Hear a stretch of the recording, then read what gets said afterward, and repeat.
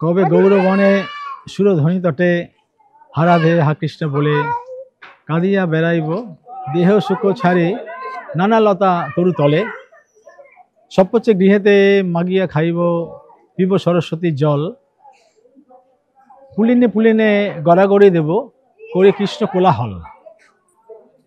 তো পুলিনে পুলিনে মানে হচ্ছে নদীর তীরবর্তী যে বালুকা বেলা বালুচর, সেখানে পুলিনে পুলিনে গড়াগড়ি দেব করে কৃষ্ণ কোলাহল। তো এই যে গৌরবন, বৃন্দাবন গৌরবন, কৃষ্ণ যেখানে লীলা বিলাস করেন বৃন্দাবন। তো বৃন্দাবনে বালকদের নিয়ে কৃষ্ণ সেখানে অনেক ভোজন করে বনভোজন করেছেন, বনভোজন। সেই বনভোজন করেন আবার চড়ুই ভাতি বলে, চড়ুই পাখি যেমন অল্প অল্প করে খেয়ে চলে যায় চড়ুই ভাতি বলে। আর গৌড়ীয় ভাষা হচ্ছে পুলিন ভোজন। এই যে কিছুক্ষণ আগে বললাম যে গৌরবনে আর ইয়ে পুলিনে পুলিনে গড়াগড়ি দেবো করি কৃষ্ণ কোলাহল। তা শুধু কোলাহল করে না, ভক্তরা সেখানে এই পুলিন ভোজন করে। আমরাও করি পুলিন ভোজন।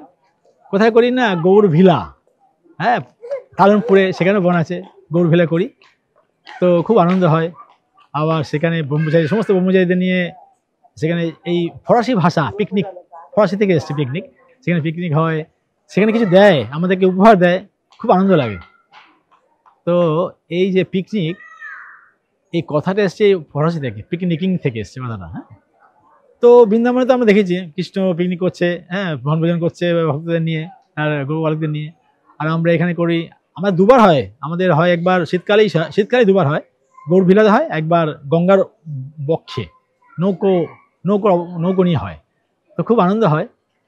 তো এই যে পিকনিক পিকনিক কথাটা আগে ছিল না, এই ফরাসি বিপ্লবের পর থেকে, সপ্তদশ শতাব্দীর পর থেকে এই পিকনিক কথাটা এসছে। তখন কি হচ্ছে না, তাদের যে উদ্যানগুলো খুলে দেওয়া হয়েছে জনসাধারণের জন্য, সেখানে তারা এই পিকনিক করেছেন।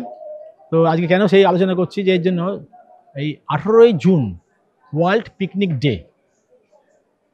আজ থেকে অনেক বছর আগে যখন এই জার্মান মিলিত হয়, হ্যাঁ সেই মিলিত হওয়ার যে একটা আনন্দ, সেই আনন্দতে হাঙ্গেরি আর অস্ট্রিয়া, তারা দুটো দেশ সম্মিলিতভাবে অনেকে মিলে পিকনিক করেছে। এটা বিশ্ব রেকর্ড। আর একটা Guinness book of world record হয়েছে কোথায় না, পর্তুগালের রাজধানী লিসবনে। সেখানে 20,000 মানুষ একত্রিত হয়ে এই পিকনিক করেছে। আর যখন এই ফরাসিতে, হ্যাঁ বাস্তল দিবস, বাস্তল দুর্গ জয় করেছিলেন, সেই বাস্তল দিবসে, হ্যাঁ ফরাসিতে তাদের যে উপকূলে 600 কিলোমিটার ব্যাপী সেই তারা পিকনিক করেছিল। এগুলো সব রেকর্ড। হ্যাঁ, তো আমরা দেখতে পাই যে ব্রিটেনে, লন্ডনে এরকম একজন সরকারি উদ্যোগে সেখানে, হ্যাঁ প্যান্থানিয়াম বলে একটা জায়গা, সেখানে এইখানে পিকনিক হয়েছিল এবং বিভিন্ন দ্বীপপুঞ্জে পিকনিক ছড়িয়ে গেছিল। তো এই পিকনিকের বিশাল ইতিহাস।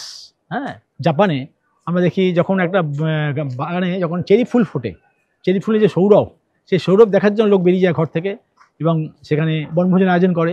তো এই কেন করছে না, দৈনন্দিন জীবনে তো আমাদের এক গতানুগতিক জীবন, তার থেকে একটু আলাদা হয়ে একটু পরিজনদের নিয়ে, বন্ধুবান্ধব নিয়ে যে এটা একত্রিত হয়ে পিকনিক করা, এটা একটা সবাই পরস্পর মিলিত হয়, ভাবে আদান প্রদান হয়, বেশ একটা উপকৃত হয়, মানুষের উপকার হয়।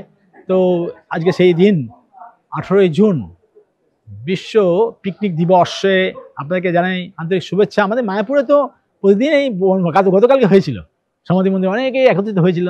হ্যাঁ, আপনারা চিন্তা করতে হবে না, আমাদের কত সুন্দর সুন্দর প্রসাদ বাইরের লোকেরা পিকনিক করছে কিন্তু ভগবানকে নিবেদন করছে না। কিন্তু এখানে কি, এখানে ভগবানকে নিবেদন করে সেই প্রসাদ সবাই পায়। সুতরাং আমাদের সুন্দরভাবে এখানে বনভোজন হয়, পিকনিক হয়, আমাদের ভক্তদের মধ্যে আদান প্রদান, ভাবের আদান প্রদান হয়। তো আজকে সেই আনন্দের দিন, যদিও আমাদের প্রত্যেক দিনই এরকম আনন্দের দিন, তো আজকে সেই আনন্দের দিন আপনারা জানাই আন্তরিক প্রীতি ও শুভেচ্ছা। হরে কৃষ্ণ, হরি বল।